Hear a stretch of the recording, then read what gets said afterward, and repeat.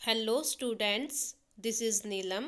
Dear students, आज की इस वीडियो में हम कवर करने वाले हैं क्लास सिक्स्थ से हमारा चैप्टर 7 है अर्बन एडमिनिस्ट्रेशन का। सो डियर स्टूडेंट्स, इस चैप्टर में जो अर्बन एरिया में शहरों में जो एडमिनिस्ट्रेशन चलता है, शहरों का जो कामकाज होता है वो कैसे होता है, कौन करता है, कौन उसके लिए रिस्पॉन्सिबल होता है, डिसीजन कौन लेता है, जो शहरों में काम होते हैं, सिटीज़ में जो काम होते हैं उसके लिए। तो इस सब के बारे में हम अपने इस चैप्टर में इंक्लूड कर रहे हैं कि एक सिटी में, एक अर्बन एरिया में वहाँ का एडमिनिस्ट्रेशन कैसे चलता है, कौन गवर्नमेंट ऑफिसर वहाँ पर वर्क करते हैं, उनकी रिस्पॉन्सिबिलिटी क्या है और क्या क्या काम वो वहाँ पर करते हैं। तो सिटी जो होती है वो विलेज से ज़्यादा बड़ी होती है और वहाँ पर काफ़ी ज़्यादा काम जैसे market, car, water, electricity facility, traffic control, hospital, तो ये सब काफ़ी काम होते हैं। और इन सभी फैसिलिटी को कौन प्रोवाइड कराएगा, कौन इनके ऊपर कंट्रोल रखेगा, कौन इनको मैनेज कराएगा, तो ये सब काम जो होगा वो अर्बन एडमिनिस्ट्रेशन में इंक्लूड होगा। तो इससे पहले हम चैप्टर में पढ़ चुके हैं कि वहाँ पर बच्चे जो थे वो क्रिकेट खेल रहे थे, जिसकी वजह से उनकी बॉल स्ट्रीट लाइट से टकराती है और स्ट्रीट लाइट टूट जाती है। अब बच्चे ये सोच रहे हैं कि उस स्ट्रीट लाइट को ठीक कौन कराएगा। अगर वो पेमेंट भी करे उस स्ट्रीट लाइट को ठीक कराने के लिए, तो वो पेमेंट उनको किसको करनी पड़ेगी। तो इसीलिए वो यस्मीन खाला के घर जाते हैं। यस्मीन खाला एक रिटायर्ड ऑफिसर है म्यूनसिपल कॉरपोरेशन से। वो पहले म्यूनसिपल कॉरपोरेशन में काम करती थी और वहाँ से रिटायर हुई थी। म्यूनसिपल कॉरपोरेशन एक बिग ऑर्गेनाइजेशन होता है जो सिटीज़ में काफ़ी ज़्यादा जितने भी फैसिलिटी होती है, पब्लिक फैसिलिटी जैसे street light, garbage collection, water supply, streets और मार्केट को क्लीन रखना, तो ये सभी जो काम एक सिटी के लेवल पर, एक शहर में म्यूनसिपल कॉरपोरेशन करता है और विलेज में ग्राम पंचायत करती है। रूरल एरिया में ग्राम पंचायत ये सब काम देखती है और शहरी एरिया में, अर्बन एरिया में म्यूनसिपल कॉरपोरेशन ये सब काम देखता है। तो हमने देखा था पूरे शहर को हम अलग अलग वार्ड में डिवाइड कर देते हैं और हर वार्ड का एक काउंसलर होता है जो अपने वार्ड से रिलेटेड सभी फैसिलिटी के बारे में देखता है और डिसीजन लेता है। हर वार्ड काउंसलर अपने वार्ड के लिए रिस्पॉन्सिबल होता है, कहाँ पर पार्क बनाने हैं, कहाँ पर हॉस्पिटल बनाना है, कहाँ पर स्कूल बनाना है वार्ड में, तो इसका डिसीजन वही वार्ड काउंसलर लेता है। उसके बाद अगर कोई ऐसा डिसीजन लेना है जो एक वार्ड को नहीं बल्कि पूरी सिटी को अफेक्ट करेगा, तो उसके लिए काउंसलर की एक कमेटी होगी। सभी वार्ड्स के काउंसलर आपस में बैठकर एक कमेटी बनाएंगे और उसमें उस इश्यू या वो डिसीजन लिया जाएगा। और जो कमेटी बनेगी वार्ड काउंसलर की, उसका एक हेड होगा, वो कमिश्नर होगा। जो भी डिसीजन लिया जाता है उस डिसीजन को इम्प्लीमेंट करने की रिस्पॉन्सिबिलिटी उस कमिश्नर की होगी जो अपॉइंट किया गया है काउंसलर के द्वारा। उसके बाद हमने एक और मेन पार्ट किया था कि सिटीज़ में इतने ज़्यादा काम होते हैं, तो उन सब काम को कराने के लिए, उन सब काम को करने के लिए, वो सभी फैसिलिटी शहरों में लोगों को प्रोवाइड कराने के लिए मनी की ज़रूरत होती है। तो वो मनी कहाँ से आती है। तो अर्बन एडमिनिस्ट्रेशन में एक्सपेंसेस इतने ज़्यादा होते हैं, कहीं पर वाटर सप्लाई करानी है, कहीं पर रोड बनवाने हैं, कहीं पर हॉस्पिटल बनवाने हैं, स्कूल बनवाने हैं, जो स्ट्रीट्स है उनकी साफ़ सफाई रखनी है। तो इन सब से रिलेटेड ये जितने भी एक्सपेंसेस होते हैं, तो इनको कवर करने के लिए इनकम का बस ओनली एक ही सोर्स होता है मोस्टली, और वो होता है टैक्स। शहरों में जो लोग टैक्स पे करते हैं वो म्यूनसिपल कॉरपोरेशन के ऑफिस में जाता है और वहाँ से म्यूनसिपल कॉरपोरेशन अलग अलग फैसिलिटी प्रोवाइड करने में जो मनी की रिक्वायरमेंट होती है वो कंप्लीट करता है। प्रॉपर्टी टैक्स सबसे ज़्यादा होता है, 25 to 30% जो मनी होती है वो प्रॉपर्टी टैक्स से ली जाती है। मतलब लोग जितना बड़ा घर बनाएंगे उनको उसी के अकॉर्डिंग टैक्स भी पे करना पड़ेगा, उस टैक्स को बोलते हैं प्रॉपर्टी टैक्स। इसके अलावा और भी टैक्सेस होते हैं जो नॉर्मल लोग जो होते हैं शहरों में जो लोग रहते हैं वो पे करते हैं, और वो सभी और गवर्नमेंट के पास जाता है, और गवर्नमेंट उस टैक्स से जो भी रुपए आए हैं, मनी कलेक्ट हुई है, उसका यूज़ करती है पब्लिक फैसिलिटी प्रोवाइड कराने में।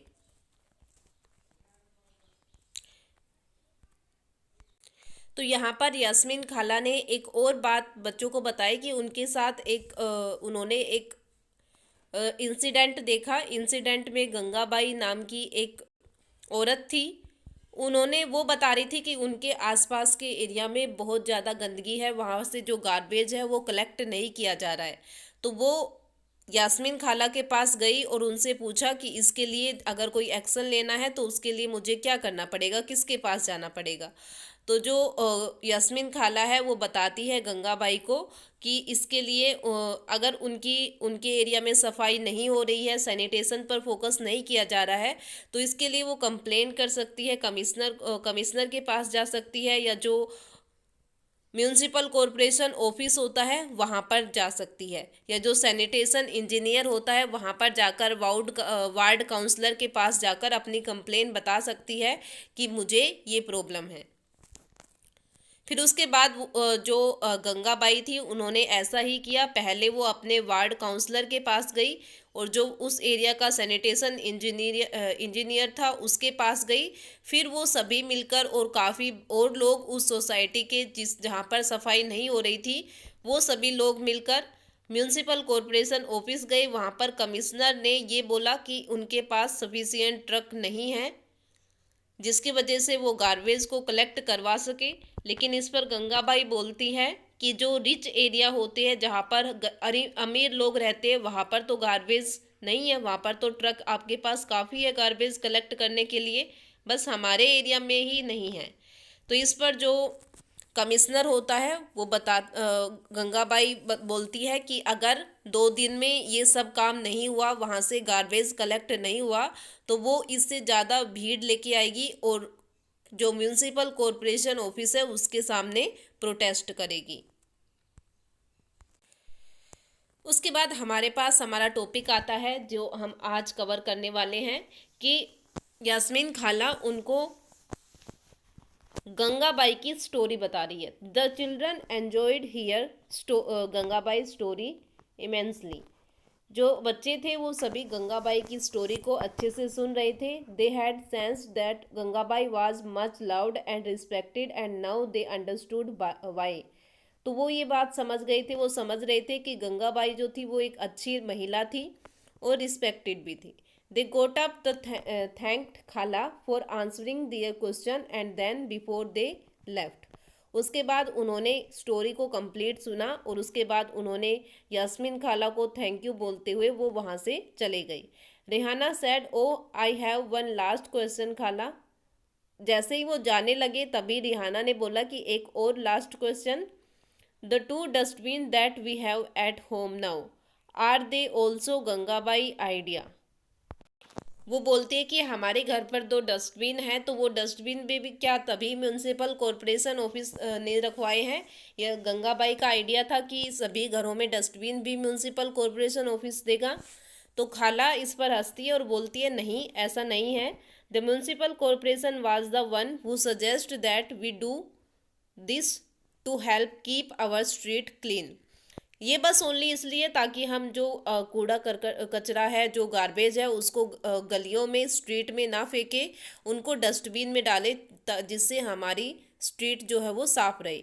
When we sort our own garbage it reduce their work. जब हम अपने खुद के जो हमारे घर में गार्बेज होता है, कूड़ा कचरा होता है, उसको रिड्यूस करेंगे तो सफाई अपने आप हो जाएगी। द चिल्ड्रन थैंक्ड खाला and walked back down the street together.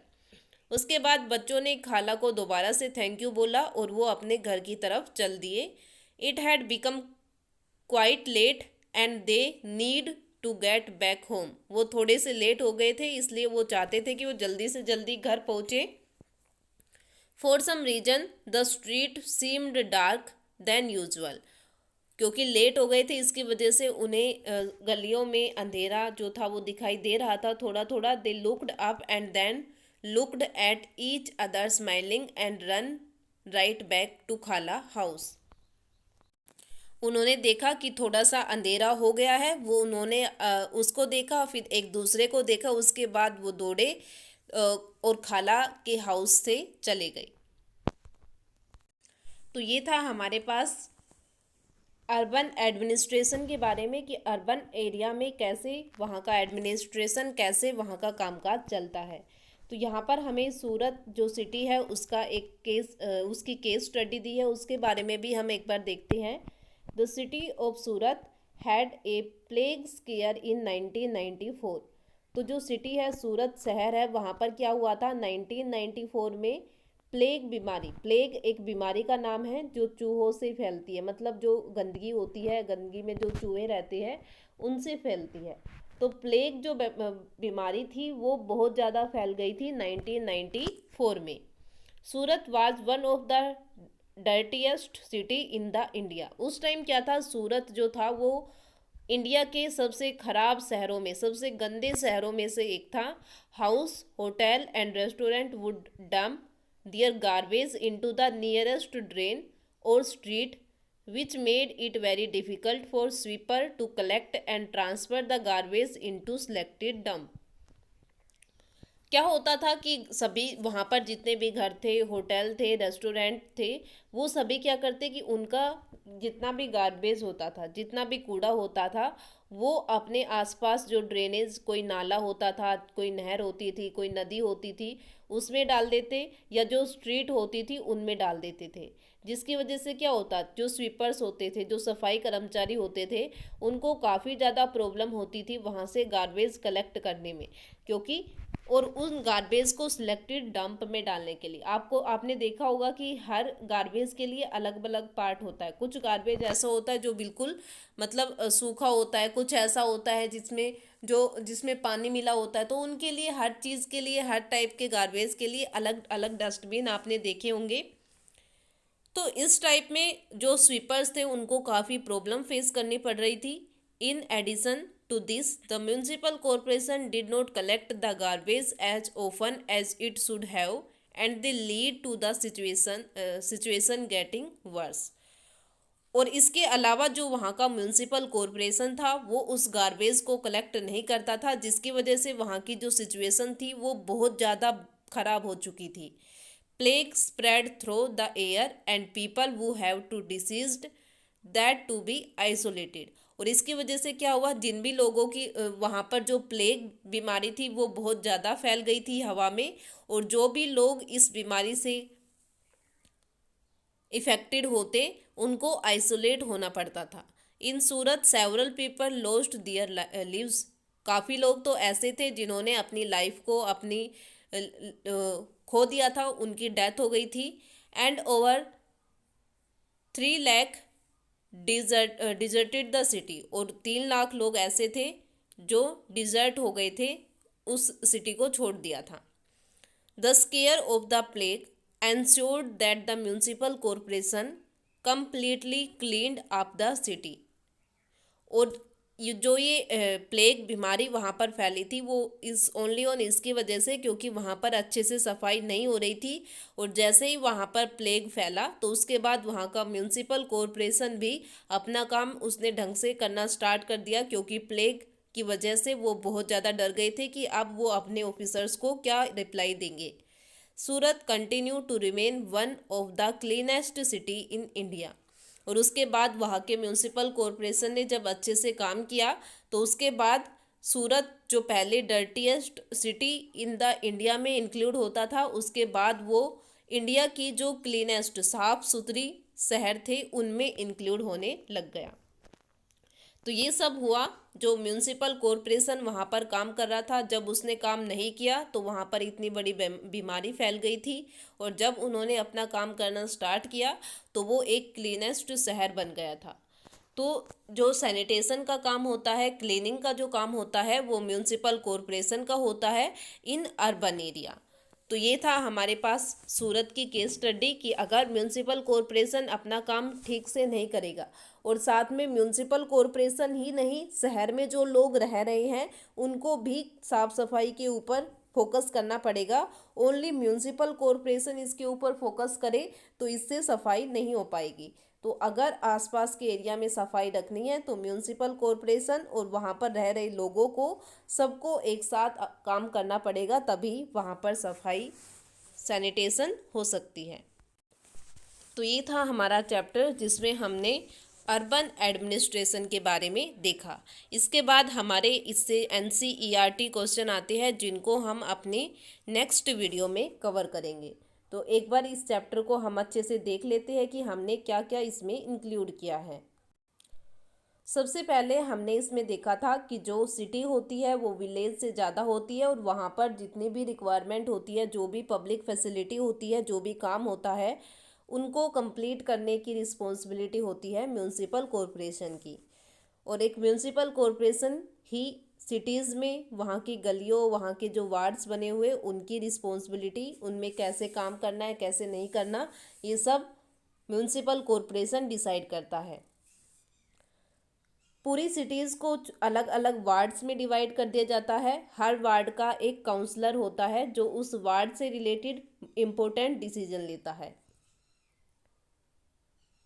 अगर कोई सिटी बहुत बड़ी है तो वहाँ पर म्यूनिसिपल कॉरपोरेशन काम करेगा। अगर कोई सिटी छोटी है, टाउन में है, तो वहाँ पर म्यूनिसिपल काउंसिल काम करेगी। एक वार्ड के लिए पर्टिकुलर जो वार्ड होता है उसके लिए रिस्पॉन्सिबल, उसके लिए डिसीजन उस वार्ड का काउंसलर लेगा। अगर कोई ऐसा डिसीजन लेना है जो पूरी सिटी को अफेक्ट करेगा तो उसके लिए क्या होगा कि सभी वार्ड काउंसलर एक कमेटी बनाएंगे और उस कमेटी में उस इश्यू पर डिस्कशन होगा और डिसीजन लिया जाएगा। म्यूनिसिपल कॉरपोरेशन ऑफिस का जो हेड होता है वो वार्ड कमिश्नर होता है। वो पूरे मतलब जो म्यूनिसिपल कॉरपोरेशन होता है उसका हेड होता है, वही एडमिनिस्ट्रेटिव स्टाफ को इम्प्लीमेंट करता है। और जो कमिश्नर होगा उसको काउंसलर इलेक्ट करेंगे। म्यूनिसिपल कॉरपोरेशन के काफ़ी ज़्यादा एक्सपेंसेस होते हैं, पब्लिक फैसिलिटी प्रोवाइड करते हैं वो, और वो पब्लिक फैसिलिटी प्रोवाइड करने के लिए जो मनी चाहिए वो मनी आती है उनके पास टैक्स से। शहर में जो लोग रहते हैं वो अलग अलग सर्विसेज पर अलग अलग टैक्स देते हैं। वो टैक्स गवर्नमेंट के पास जाता है और फिर गवर्नमेंट उस टैक्स के रुपए से पब्लिक फैसिलिटी लोगों को प्रोवाइड कराती है। उसके बाद हमने देखा था कि एक पर्टिकुलर काम के लिए ये नहीं है कि बस एक ही डिपार्टमेंट होगा, कि पूरा म्यूनिसिपल कॉरपोरेशन एक ही काम करेगा। अलग अलग काम के लिए अलग अलग डिपार्टमेंट होते हैं, जैसे water department, garbage collection department, a department to look after garden and roads. तो अलग अलग डिपार्टमेंट के लिए अलग अलग काम के लिए अलग अलग डिपार्टमेंट होता है और डिपार्टमेंट के खुद के मिनिस्टर्स होते हैं जो उसके लिए रिस्पॉन्सिबल होते हैं। उसके बाद अगर कोई डिपार्टमेंट अपना काम सही से नहीं कर रहा तो जो कम्युनिटी के लोग हैं, जो शहर में उस वार्ड में जो भी लोग रह रहे हैं, वो उसके लिए कंप्लेन कर सकते हैं। और जो म्यूनिसिपल कॉरपोरेशन वहाँ पर काम कर रहा है, वहाँ का जो हेड है, उससे क्वेश्चन राइज कर सकते हैं कि उनके यहाँ पर ये पब्लिक फैसिलिटी प्रोवाइड नहीं हो रही है, तो उसका रीज़न क्या है। तो जैसे हमने यहाँ पर देखा था गंगाबाई के बारे में कि उनके एरिया में क्लीनिंग सैनिटेशन का काम अच्छे से नहीं हो रहा था, गार्बेज बहुत ज़्यादा था जिसकी वजह से वहाँ पर बीमारियाँ फैल रही थी, लोगों में डर था। तो जब उन्होंने इस कंप्लेन के बारे में कमिश्नर को बताया तो उनकी बात को भी सुना गया। जैसे उन्होंने कमिश्नर को बोला कि एक पर्टिकुलर टाइम में वो गार्बेज वहाँ से कलेक्ट हो जाना चाहिए और आगे ऐसी सिचुएशन क्रिएट नहीं होनी चाहिए, तो जो कमिश्नर था म्यूनिसिपल कॉरपोरेशन ऑफिस का, उसने इस बात पर फोकस किया और वो काम भी वहाँ पर कंप्लीट हो गया। उसके बाद हमने देखा जो सूरत का यहाँ पर एक केस स्टडी दे रखी थी। सूरत शहर जो था वो वहाँ पर 1994 में प्लेग बीमारी बहुत ज़्यादा फैल गई थी। सूरत उस टाइम 1994 में इंडिया की सबसे डर्टीएस्ट सिटी में से एक थी। वहाँ पर जो हाउस, होटल, रेस्टोरेंट में जितना भी गार्बेज निकलता था वो सभी या तो जो आसपास नाले होते थे उनमें डाल देते थे या फिर जो स्ट्रीट होती थी उनमें। तो स्वीपर्स को, सफाई कर्मचारी को काफ़ी ज़्यादा प्रॉब्लम होती थी उस बार गार्बेज को कलेक्ट करने में। म्यूनिसिपल कॉरपोरेशन ने भी इस बात पर फोकस नहीं किया, जिसकी वजह से वहाँ पर प्लेग बीमारी बहुत ज़्यादा फैल गई और काफ़ी लोगों को अपनी जान भी गंवानी पड़ी। कुछ लोग तो वहाँ से माइग्रेट करके दूसरी सिटी में चले गए, और जब ये बीमारी बहुत ज़्यादा फैल गई तो वहाँ पर जो म्यूनिसिपल कॉरपोरेशन था उसने इस बीमारी को रोकने के लिए सिटी की सफाई के बारे में फोकस किया, अपना काम ढंग से किया। और उसके बाद सूरत ने जब जब वहाँ के म्यूनिसिपल कॉरपोरेशन ने अच्छे से अपना काम किया तो सूरत इंडिया की क्लीनेस्ट सिटी में से एक सिटी में इंक्लूड हो गई। ओके, तो ये था हमारा पार्ट जिसमें हमने अर्बन एडमिनिस्ट्रेशन के बारे में इंक्लूड किया है। नेक्स्ट वीडियो में हम अपने NCERT क्वेश्चन को इंक्लूड करेंगे। तो आप, आई होप कि जो पार्ट हमने आज कवर किया है ये आप एक बार दोबारा से पढ़ के और इसको अपनी नोटबुक इसको अच्छे से पढ़ोगे, समझोगे, और इससे रिलेटेड जो भी क्वेश्चन आपको सेंड किए जा रहे हैं वो सभी आप अपनी नोटबुक में लिखोगे। अगर आपको कोई भी प्रॉब्लम होती है इस चैप्टर में, किसी भी टॉपिक में, तो वो आप मेरे साथ डिस्कस कर सकते हो। Thank you.